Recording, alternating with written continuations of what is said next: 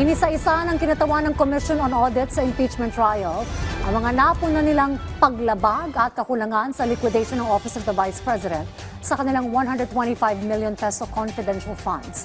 Yan ang ulat ni Bernard Ferrer live. Bernard.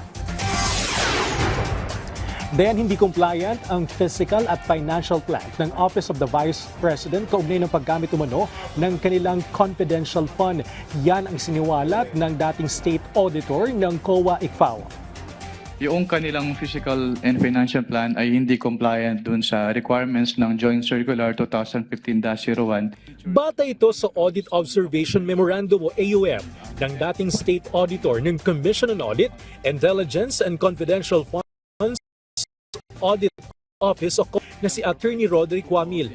Partikular ito noong December 21 hanggang 31, 2022 na nagkakalaga ng 125 million pesos confidential funds. Paliwanag kasi ni Wamil, Hindi po in-indicate ng OPP yung kanilang specific confidential activities na paggagabitan nila ng kanilang cash advance. Under the same item din po, yung kanilang accomplishment report ay hindi rin compliant dahil hindi rin po naka-indicate doon yung kanilang specific confidential activities na pinagamitan nila ng kanilang cash advance. hindi rin isumite ng OVP ang kanilang documentary evidence o payments na hinihingi sa ilalim ng COA Joint Circular 2015-01. Under the Joint Circular 2015-01, yung documents po na dapat isubmit ng agencies concerned po ay una yung kanilang liquidation report as proof of the liquidation. Pangalawa ay yung kanilang mga documents na ginamit nila sa grant ng cash advance which include the disbursement voucher, yung cheque, yung obligation request, yung physical and financial plan, at yung kasama din po yung accomplishment report ng agency. Nakita rin ni Wamil na may discrepancy sa disbursement voucher, partikular sa approval portion nito. Yung disbursement voucher, ang nakalagay na period covered ay calendar year 2022, which is inconsistent with the physical and financial plan dahil ang naka-indicate po doon sa physical and financial plan, yung cash advance ay for the fourth quarter of 2022. Lumabas din sa revised accomplishment report ng OVP na may naisamang hindi allowable expenses sa paggamit ng confidential funds.